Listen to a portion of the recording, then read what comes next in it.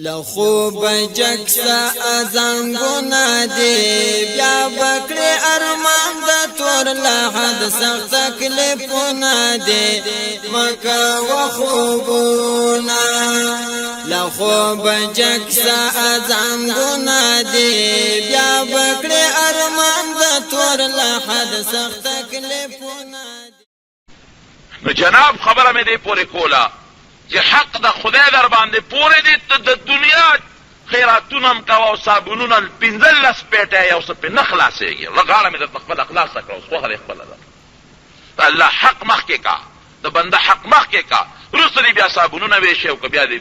هر څه ویشې او که خیراتونه کې او که هر څه پخې به هر صورت ورونو او زمونږ خیرات څه خیرات دي د مړي کفن بهترین شی دی نبی علیہ السلام فرمایي هغه کفن مړي له ورکړه چې ښکلې جامه جون کې چې د کومه جامه اغوسته د هغې کفن به ورکړي دا مسله ده جون کې کومه جامه اغوسته هغې کفن ورکړي موږ څه وایو هلکه کفني سان به له راوړه نو بابا چې په کوم کفن کې څومره هغه له نه خشته کې کفني سان راوړی او خرقې دې جوړې کړي دی او غوبل دې جوړ کړی دی جشن دې جوړ کړی دی هغه کارونو کوي چې کم کار د شریعت د اصولو مطابقي او کم کار د خدای او د پیغمبر د وینا مطابقي کم کار باندې الله او د الله رسول خوشحالېږي او دا مشران دا سپینګیري مې پوه کې دا سپینګیري تا بازي دا کار مه کوې دا قصه ده ښه خبره نه یو خو مولیانو پورې خاندي مولیان خاتون وړي بل خوا ته جیب کې جیب یو ځل به داسې کوم په مقبره کې جیبونه به د بعضې خلکو لټوم تاسو وګورئ چې دې سره جیبونو کې صابون شته که نشته ترخ کې دغه ونیوه که نه دا به خیمه کې موریانو سره څونه یوړو پیټی دې څونه راوړئ دا دمازونه دې راوړئ څومره دي او موریان څونه دي څونه لاړل جګړې پې کوي مونږ ته مخامخ خلقو مخکې سترګو حیا نه غږ نه شو کولی نو خبرې مې دې پورې کولې رونو چې هغه انسان مړ شي نو فوري به وړې اشارې به نه قبر له فوري وړه قبر له چې یوړو قبر کې کېښود نبی کریم صلی الله علیه وسلم فرمایي که دی مسلمان دی دله فرشته راشي دوه فرشتې راشي ډېر مزیدار او اعلی شکل کې هغه فرشتې دنه تپوس کوي من ربک رب دې څوک دی رب مې الله دی بعد چې ډېر خدای ته نږدې دی نو هغه د خدای صفتونه مو کوي هغه الله چې زه پیدا کړي مسمانونه پیدا کړي ځمکې پیدا کړي امې رب دی نبی دې څوک دی رسول دې څوک دی محمد صلی الله علیه وسلم دین دې څه دی اسلام نو بیا هغه فرشتې ورته وایي چې مخامخ ورته بیا دغه ځای کې د جنت مخامخ کی او د جنت نه یو سوړه ورته کولو کړه د هغې هغه خوشبویه او خشته اعلی هوا پې لګي او د یو عزتمن میلمه په شان سمله اوس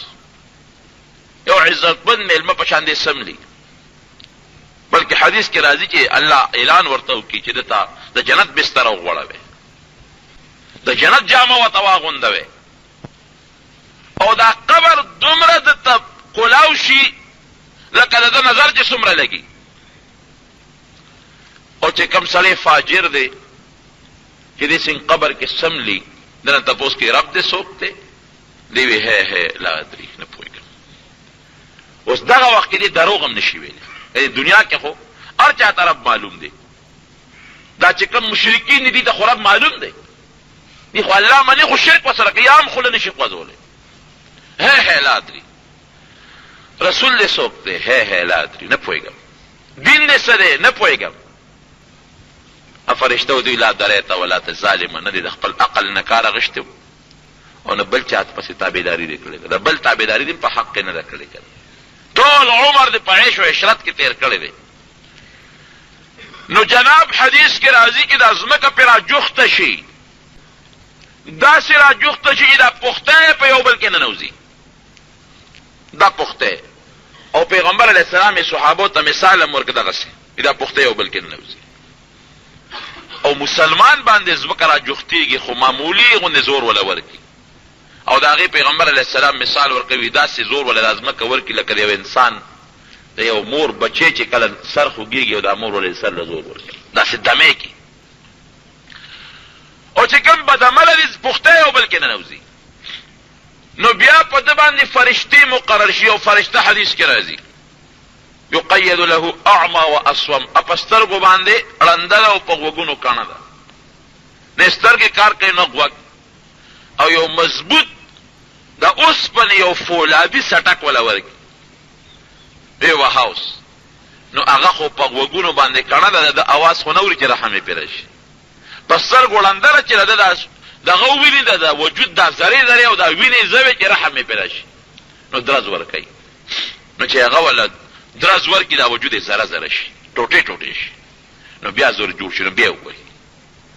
دغه عذاب په مقرر او حدیث کې راځي او یو بلکې یو کم سل مارات دا په الله مقرر کی تنیل راځي اجدها چې وته مونږ وایو او دغه اجدها په سرم لټک ور کوي او په لکم ټک ور کوي دو ټک ور کوي او د دنیا مار نه دی د آخرت مار دی د دنیا مار چې سړی اخري نو شواروس کې دنه یا سړی ملک یا که شواروس کې بچو نو بیا ورو جوړیږي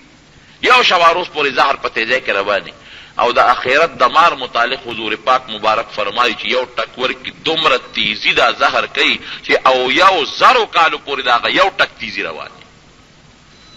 او یا زره کاله او دا په لکم ټک ورکوي او په سرم ورکوي او یا فرض کده یو کم سل نه او یا ماران فرض کا دا ټکونه ولا ورکوي دا به بیا عذاب مقرر او یو بل حدیث کې نبی علیہ السلام فرمایي دغه مار دومره خطرناک زهر لري که د هغې یو ساس کې دنیا طرف پرېوت وی دنیا کې دا شنه بوټي دا نظام به اوچ شي دومره خطرناک دغه عذاب په مقرر دی د جهنم بدبویي ورته را روانه ده او د چې کوم بستر دی هم د جهنم دی او د چې کوم عذاب مقرر دی هغه هم د الله سزا ده نو صاحب دا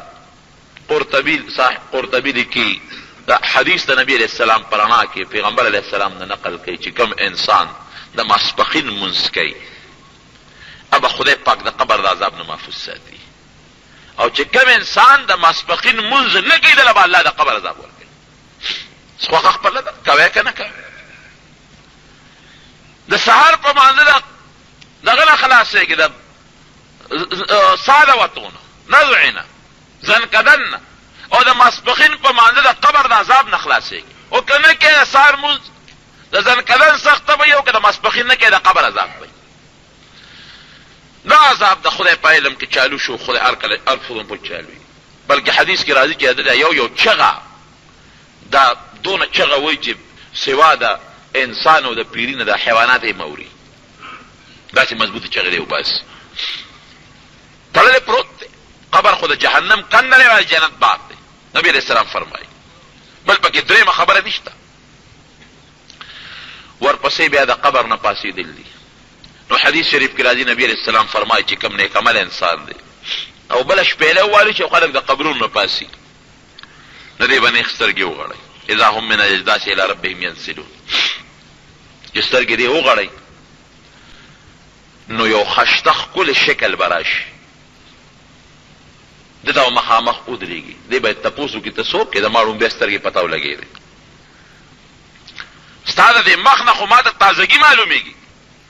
ستا نه مخ خو ما ته داسې خوشحالي دې روځي ته څوک یې ابه ورته وایي زه ستا نیک عملو دنیا کې زه ستا د پاسه سور وم او ته مې خپلو مزو ته نه پرېښودې پابند کړی مې وي او نن زه تاله راغلی یم زما د پاسه به سور شي او د الله حساب کتاب میدان ته به دې بوځم نا ورته ټیټ شي او دا مسلمان نیک عمل انسان به د پاسه سور شي او میدان د حساب کتاب ته بوځي او چې کوم سړی بدعمله دی چې سترګې وغړوي اوس خاص شکل باندې سترګې ولګي ته څوک یې به سترګې مې پته ولګېدې ستا د مخ نه خو ما ته غم راځي هیبت او یره را باندې راله وایي زه ستا بد عملو دنیا کې ته زما د پاسه سور یو مزې دې کول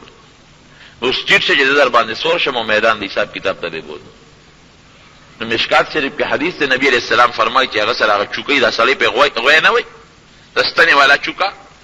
دا سړی را ټیټ کې او پې د پاسه سور شي او شانه والا هغه چوکۍ ورکوي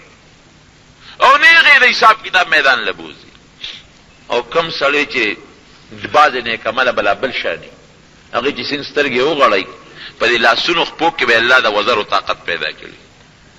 دته به یو خشته رڼا ښکاره شي نو دی به نیغ وروالی وځي هغه رڼا له به ځان ور ورسوي. هلته چې ور ورسي هلته به ورسره فرشتې په جګړه شي. فرشتې به دوی څه کوې؟ وایي دا دی راته خشته ښکاره شو او د لاسونه خپې مړقول او دلته راورسېد. وایي دا کم ځای دی؟ دا خو جنت دی، جنت دروازه نه ځای واپس. عملنامه راسره شته؟ نه موږ سره خو عملنامه نشته. او عملنامې نه بغیر دلته څنګه راځې؟ ځای چې حساب کتاب وشي نو بیا وایي یاره موږ خو حساب کتاب له نه یو خبر، خو قبر نه پاڅېدو لاس پې مو خوځو دلته رالو. هغې به ورته وایي چې دا عملنامه یو ګیټ پاس غوندي دا خلک چې یو ځای ته ځي که نه یو پاس وسره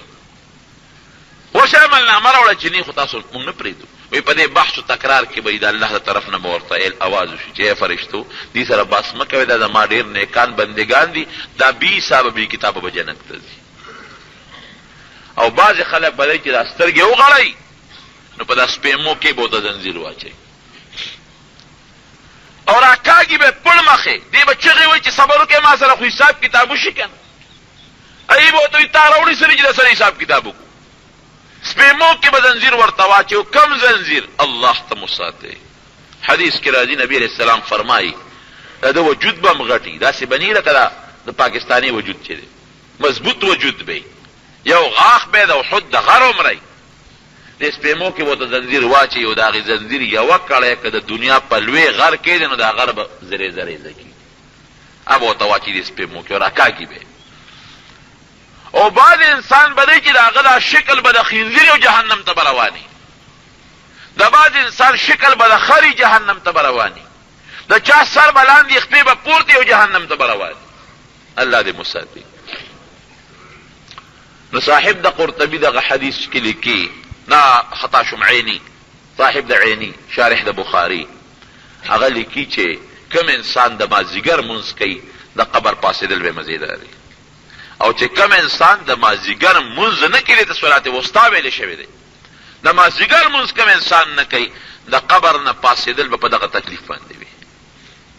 د مازیګر د مانځه رونو ګوره ډېر لوی اهمیت دی. دغه وخت کې او د سهار د مانځه وخت کې فرشتې بدلېږي. د ورځې فرشتې چې د مازدیګر مونځ سړی وکړي دا روانې شي اسمان ته لاړې شي نورې راشي شپې دپاره. هغه د شپې فرشتې چې کله راغلې وي چې سهار مونځ وشي نو هغې بیا بر اسمان ته خېږي، د ورځې نورې فرشتې راشي. نو الله یې تپوس کوي، الله پې خبردار دی خو تپوس کوي تاسو چې راتلی بنده څه کول؟ وایي جي مونځ یې وکړه، الله مونځ یې وکړه، الله خوشحاله شي. چا مونځ یې کړي تاسو چې راتلی څه مو کول؟ مونږ خو الله ډېر انتظار وکړو خو هغه کمبخت مونځ ونه کړو را روان شو دی. خدای پاک پسونه خفه کېږي. او ورپسې بیا د سویرات یو لار دی، یو پل سویرات دی د جهنم په شا باندې. د حشر د میدان داسې دی لکه جزیره غوندې او جهنم پسې ګیر چاپېره خدای تاو کي نو بله لار بني چې ته حشر د میدان نه جنت ته دې په کومه به ځې. نو یو پل دی سویرات، نری پل دی، نری د ویښته نه باریک او د تورې نه تیره، او چې کوم مسلمان نیک عملي لکه د برېښنا غوندې او څوک لکه د هوا غوندې. او که ته وایې دا څنګه نن سبا خو هغه مثالونه درته خدای پاک ښوولي دي. هغه ځای نه تور بیلې نه بجلي په دا نري تار کې را روانې شي دلته په سیکنډونو کې را رسي. د ټېلیفون دا تار هم لا نشته، په کوم طرف په هوا کې دا اواز په کوم ځای نه را رسېږي. اوس خو هغه نظام ختم دی. دلته به کاغذ ورکړي او په سعودي کې به وځي مشین کې، دلته کاغذ ولیکه هغه مشین کې ورکا، هلته سعودي کې به هغې نقل وځي. نو به هر صورت چې کوم سړی نیک عمله دی خدای به نیغ خدای پاک پورې باسي، او چې کوم سړی بد عمله دی نو په دغه چې د خدای طاقت ته سره نه د خدای توفیق نه نو په دغه پول باندې څوک نه شي بیا چېرته تللی شي دی پکې غورځېږي په هغې بیا دی نه شي تللی. نو صاحب دا عیني لیکلي دي چې کم سړی د ماښام مونځ کوي د پولیس فرات تل به ورته الله آسان کړي، او چې کم سړی د ماښام مونځ نه کوي نو بیا په دغه پولیس فرات دی نه شي تللی به خامخا لاندې غورځېږي. پولیس فرات باندې تلل عبور ممکن نه جهنم ته به غورځېږي نو بیا به خدای وباسي. او ورپسې لویه سزا د جهنم ده، الله دې مو ساتي. مختصر درته وایم خو ډېر اوږد حدیث دی. جهنمیان چې کله جهنم ته وغورځېږي دا وجود به پکې سوځي، دی به چغې وایي، دی به اوږې به شي اوږې، الله ته به چغې کوي خدایه مونږ له ډوډۍ راکړه اوږې شو. نو زقوم د مارجړی بوټی دی، تریخ هم دی، ستغ هم دی، غنم دی پکې، اب ولا وټکې نو ورو بړې اخرى نو چې دې هغه خولې ته کې دی خو غریب وګې دی سبو کې نو مړای کې به ونخلي دې بچی کې خدای پاک او بل راوړي الله به فرشتو ته حکم کوي ورشو بول راوړي نو بول راوړي ناغه به بسوي ابد جهنميانو دا وینې زوي به د جهنم پر ویخ کې به یو ځای کېږي دن کې به پرتی وي دا چې کوم نونه ته بیږي وینې او دا اور په لوخي کې راوړي دا کله چې دې کې بول راوړي او د دې مختبه رانځي کې يشوي الوجوه قران کې الله فرمایي اجل مخ رانځي کې نو حدیث کې راځي دا مخ د سرمن به ته پاغلوخي کې را پریوزي مخ به تشړو کې پاتې شي او په دې خله به یې ورواړ دلته کې مره کې بلان خطه ده فقطعت امعاءهم دا کلمه به لاندې وغورځي او دا باقی وب براوالي په دې سر به وتا فرشته ورواړ دا خو خوراک ته او شکل خراب شو اوس بیا ته واپس انسان جوړ شي چې دې عذاب د خوند اوسکی او وجود دومره غټ چې دې کمزه کې پرلت غزي او کینی ابا دومري لکه اتصل وخ میله مزل جدينا مکه مکرمه پورې مثال نبی رسول الله ورکړل 48 میل کې بدناست دی ویله دومره غټ وجود چې خدای وسوځيږي خچغه وباسي ویری بچغه وی الله تعالی زر کال دی روایت کې او یا زر کال بچغه وی یا خدای پاک په مونږ باندې لاول به جنت هغه داروغه ته چغه وی ابو له جواب نه ورکي نو چې زریا او یا زر کال چغه وی نه بوتوي انکم ماکسون مله خدای د خوای مطابق سمره د خدای خو خدای پورې په کې نو څه چغه وه نو بیا به الله ته چغه وی یا زریا او یا زر کال نو خدای باندې جواب ورنکي نو بیا به تاسو راځي چپ کیږو په صبر خدای خوشاله چغ ویش بم نکو نو زریا او یا زر کال اختلاف د روایت کې به چپي غږ بنه کوي بسواونا جزعنا هم صبرنا مالنا من محیث که چغی وو که چپکی په دوارو کې نخلاصي بیا به الله ته چغی جوړي یا زر یا او یا زر کاله چې بیا الله ته چغی وي الله به جواب ورکي څه جواب ورکي اخسئوا فيها ولا تكلموا شخشه کورشه چې ما سره خبرې ونکړي چې کوم بدعمل مسلمانان دي خو به خدای وباسي او چې کوم کافر دي اب په جهنم کې پراتی نو تذکرہ کې قرطبی لیکلی دي حدیث نقل کړی دی وی پراتبی او جهنم کې لاندې بس سیخونه میخونه د خپو کې بین نوزي وینه او زونه به بیگی نو بیا به یو کافر الله راوالی فرشتو ته به حکم وکړي د اوس په صندوق کې به بند کی نو هغه صندوقونه به یو د بل د پاسه ته به تحقیر اور به کې بلیږي لکه څنګه د زمون په دې او خخت په دې بټای کې د خخت قط پرتی دا اور په کې بلیږي او د جهنم سر به خدای بند کی او نه ختمه دو پورې سزا بوته ملایويږي دا کافر صدا ورک ایمان الله دې مو ایمان محفوظ کړي سړی ایمان یوړ او صدا ملاو شي او ځل خو بوزي کنه او که سړی کفر سره لاړ خو همیشه لپاره تبي ده نو جناب د ماسختن منځ سړی پابندې سره کوي ورته کې حکمتونه الله خېری ماسختن یو سړی پاسي ابد ما خامخا کوي دغه ماسختن خو د خوب وخت تیار وخت ابد مازیګرم کوي او بیا ماسپخینم کوي هر یو منځ کې ساری یو سړی پاسي خو سار پاسم ماسپخین دی ولونه کوم مازیګر دی ولونه کوم ماسختن منځ سړی کوي الله به جهنم د سزا نه ساتي که نور څه عذابونه په قبر کې به ته خدای وباسي د حشر په میدان کې به خدای سزا ورکي خو جهنم نه به خدای پاک محفوظ وساتي نو دا وګد حدیث امام قرطبی رحمت الله علیه نقل کړی دی او دا 15 منځونه دی او 15 صداګانې دي زمون خلک سره پروژه کې جمعهتون ډکی او د روزې نه بغیر بیا یو صلیح پر کاروبار پس یو فامنډو بل فامنډا جناب دا د خدای حق دی د اخلاصي دی نشه خامخابه منځ کې کومز دی نه کنا نو خامخاړم به چوکې په پولیس سرات د منځله د ایمان دا دویمه د منځله چا سره ایمانیک عمل نامه کې به لیکلی دا مؤمن دی دا کافر دی چې مؤمن وي دا مخ کې او چې کافر هغه نه به ورغورځي او چې رو دویمه چوکې راځي د منځي وګوره منځله کړی دي که رسول عمر اسانی صاحب دی اتیا کال عمر 15 کال نابالغ او دا 15 کال د بالغ 15 کال سوره منځله جوړیږي دروازې 15 په میاش کې 15 کې ضرب ورکړه دونه شو کال کې ضرب ورکړه 12 کې دومره جوړ شو دومره کلونو منځونه دې سونه کړی دي نو کله فرض منځونه غمره کړی خو ځ خلاصې او کني کړي نفل وګوره ک نفل کړي پکې ولې حسابي او کنه بیا کوي نو ورغوي هغه دې نه ورلړی هغې نه پس بیا د روجې ورپسې د زکات ورپسې د حج دا پاټکونه چې څنګه موږ ته چوکۍ او پاټک وایي پاټکونه لګېدلي. خبره مې دې پورې کوله چې مونځ اهم عبادت دی، دا رب العالمین سره مناجات دی، خدای سره رازداري ده، الله ته ودرېدل دي، خپل محبوب رب ته ودرېدل دي. پکار ده چې مسلمان د مانځه پوره پابندي ساتي. د دنیا کار کوي ټول د ورځې 5 مونځونه چې را یو ځای کې نیمه ګنټه پې نه لګي، نیمه ګنټه هم سړی الله له وخت ورنه کي. هغه الله چې مونږ له ژوند را کړی دی، مونږ له مال را کړی دی، مونږ له اولاد را کړی دی، مونږ له عزت را کړی دی، مونږ له حیا را کړی دی، مونږ له پرده را کړی ده، مونږ له خدای کم نعمت نه دی را کړی. د دنیا هر قسمه نعمت چې څوک غواړي روژه کې د خدای پاک څومره نعمتونه درکوي، دغه خدای ته دی بیا مونږ ولې ونه درېږو. انشاءالله آینده جمعه کې د مانځه مستقل طریقې د اودس او دارنګې د مانځه چې کوم مستون او مستحبات دي هغه ته انشاءالله آینده جمعه کې بیان کړم. دعا وکړئ چې رب العالمین زمونږ نه راضي شي، خدای پاک مونږ د مانځه توفیق راکړي، الله مونږ د مانځه پابندۍ والا جوړ کړي.